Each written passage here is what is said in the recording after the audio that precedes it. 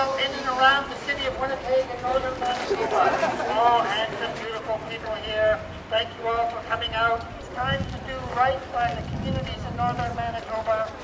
It's time to treat people fairly. People here from northern communities, people here from the activist community in Winnipeg, all getting together, saying let's shine a light on what's going on.